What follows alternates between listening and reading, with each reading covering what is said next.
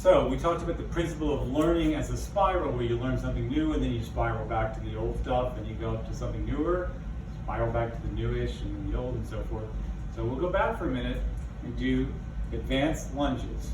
And remember, an advanced lunge is an accelerated motion. So the normal advance is a full advance and then an acceleration with extension. We'll do just that. This is the one where your feet come the normal distance between them for an advanced position. Ready? Face your target and go. Advance, accelerate, lunge, recover, and retreat. Advance, accelerate, lunge, recover, retreat. Advance, accelerate, lunge, recover, and retreat. Advance, accelerate, lunge, recover, and retreat. Advance, accelerate, lunge, recover, and retreat. Two more. Advance, accelerate, lunge, recover, and retreat. Advance, accelerate, lunge, recover, and retreat. The second advanced lunge is where your feet come together, foot to foot. Remember that? Give you a little extra distance. Assuming you have a target, step back a little further. You're going to bring your feet together to make this lunge. Again, you are accelerating. It's slow, fast. Face your target. Ready? Go. Advance foot to foot. Accelerate, hit, recover, and retreat. Advance foot to foot. Accelerate, extension, lunge, recover, and retreat. Advance foot to foot. Accelerate your extension and lunge, recover, and retreat. Advance foot to foot. Accelerate, lunge, recover. Advance foot to foot. Accelerate, lunge, recover. Two more. Advance foot to foot. Accelerate, lunge, recover. One more. Advance foot to foot. Accelerate, lunge, and recover. Now, we talked a minute ago about parries. Parries are, of course, the defense. You block your opponent's attack, whichever way you can. So normally they're done in defense, but they can also be done from a lunge position. If you lunge at your opponent and your opponent parries you, you can stay in this position, come back and make your own parry, and then make your own riposte. You know that a parry is the blocking of the blade, and a riposte is the extension of the arm after that to hit. In this case, I'll get technical, it's called a counter riposte, which means an answering riposte. I attacked, she parried, she riposted, I parried, and I counter riposted. In this case, counter does not mean circular, it means answering. I answered her riposte with a counter riposte, just like an argument and a counter argument. So we're going to do advanced lunge, stay in the lunge, parry, 4, and make a counter riposte. Watch. Advanced lunge, stay in the lunge. Here's my parry 4, protecting my chest. And here's my counter riposte in the high line. Look at the position of my hand. My hand is still in the position of 4, and it's nice and high. I recover in 4, and I recover my legs, and then get back on guard. So it's a little complicated. Watch it twice more.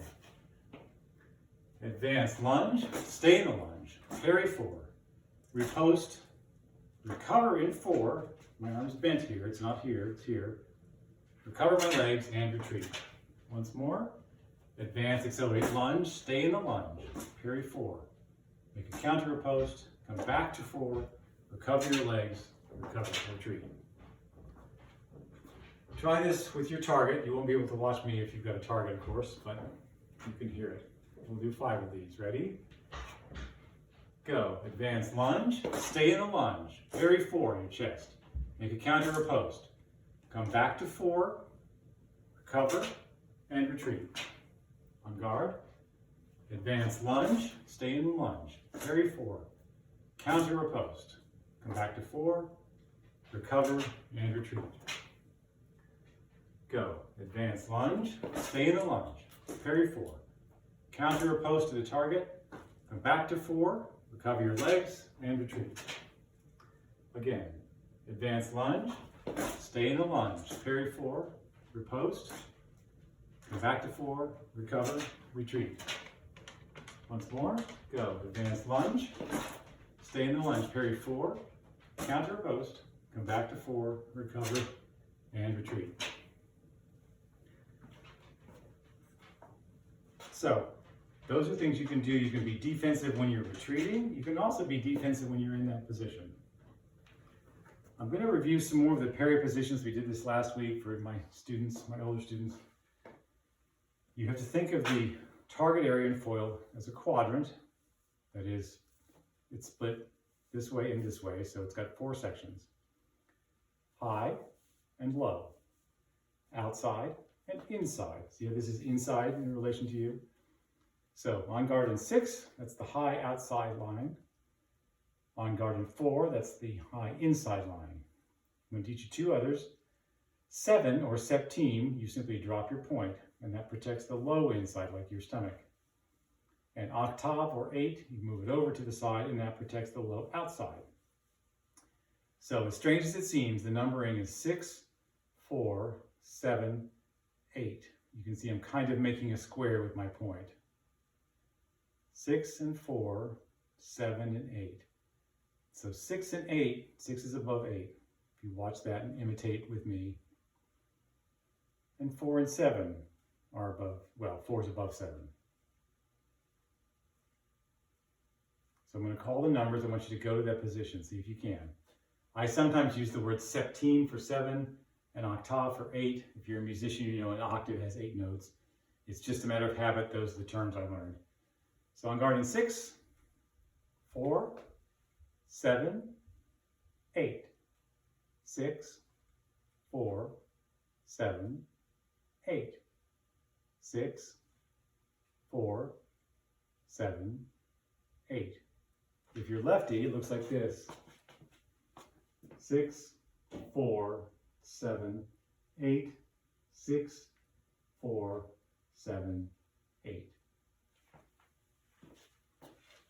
Now we'll do 6 over 8. I'm making kind of an arc with my point when I drop it down. 6, 8, 6, 8, 6, 8, 6, 8, and then 4. 4, 7. Look at my point. 4, 7, 4, 7, 4, 7. 6, 8, 4, 7. 6, 8, 4, 7. Relax. So you've practiced lunging, you practiced some parries. I'm going to have you do shadow fencing for 45 seconds. And that means that just like a boxer, shadow boxing is a term that people know, you have an imaginary opponent in front of you and you are moving your feet back and forth looking for ways to attack. Maybe your opponent attacks you and you parry or post. It's an imaginative game, and so you always want your feet to be really moving. I sometimes say it's like a cat walking across hot coals or a hot tin roof. Your feet are always sort of quickly moving. You never want to be clodgy like an elephant. You really want to be very lively with your feet so you can go backwards or forwards as need be. Okay, so for 45 seconds, I want you to fence your shadow opponent. Are you ready? On your mark, get set, go. You can face me if you like, or you can face your target. And you want some lunges in there and some defense. Maybe a lunge where you stay in the lunge and parry or post. Anything. Or an advanced lunge. An advanced lunge and stay in the lunge and parry or post.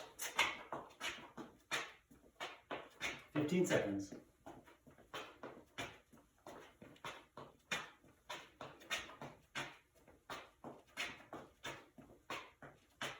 5, 4, 3, 2, and 1, and rest. The next thing we'll do is practice counter parries and reposts. Again, a counter parry, like a counter 6, is a circle. So you need a dummy for this if you have one. Watch me. I make a circle, and I extend my arm for a repost, and come back. I make a circle, I extend and repost. Again, the circle is like a cone, really. I'm drawing the base of the cone with my tip, and this hardly moves. It does not do this. That makes a big hole for your opponent to go through. It's all done here. I'll remind you that you hold your foil with your first 2 fingers and your thumb, and your ring finger, if this is the kind of weapon or handle you have, to help stabilize it, keep it firm. But the pinky is not involved. You must not grip your foil like a bird on a perch. In fact, I know many of you have French grips, and so it's the same principle. You put your thumb on the face and your 2 fingers wrapped around, your third one for stability, but do not grip it like a club. And don't hold it like a club. This pommel should be laying on your wrist. Should be lying on your wrist like that. That's a little bit artificial, but that's what we need. So we make a circle. So get to your target if you have one, if not, face me, and make a counter 6. That's a circle 6 and a straight riposte by extending. Circle 6, riposte. Circle 6, riposte. Circle 6, riposte. Circle 6, riposte. Now I'll do it from the lunge. If you parry, you can, of course, lunge to hit your opponent if need be. Circle 6, extend and lunge. Circle 6, extend and lunge. Circle 6, extend and lunge. Circle 6, extend and lunge. Notice when you recover, you're bending this leg, so you're always ready, like a tiger that's stalking its prey. Circle 6, extend and lunge. 2 more. Circle 6, extend and lunge. And 1 more. Circle 6, extend and lunge. Good. I hope you will visit this video several times this week. You can always practice this 2 minutes here, 2 minutes there. If you don't have a foil at the moment, or you're someplace where there isn't one, you can always do footwork. It is the basis of everything. I thought I would show you a couple of personal items that are related to fencing that I thought might be interesting to you. So I'll get those.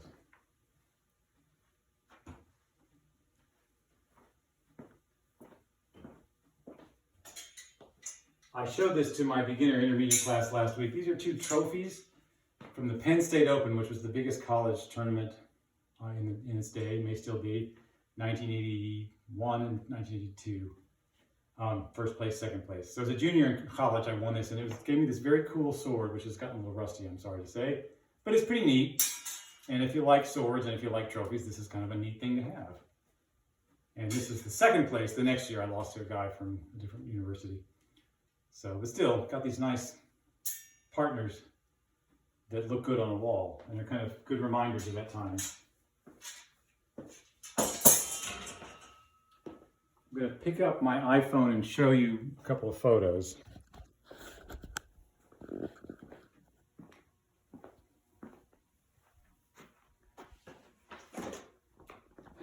This is a picture of me competing in the 80s at some of the national tournaments. I know there's a glare on it.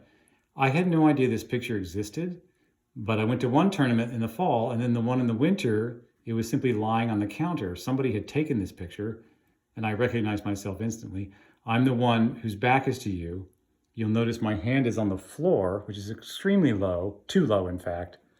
I was trying to sneak up under his arm by coming up underneath like a submarine, but I can tell that my point probably hit him in the leg. It's kind of a dramatic photo though in that way. He's extending and he's looking back to see if he hit me, but it looks like he didn't hit my back. So I just thought that was a neat photo. I've had it for many years, and I just wanted to share that with you. And the other one, this is, I spent, after my sophomore year of college, I went to Houston and I trained at Monsieur Sebastiani's club there in 1980.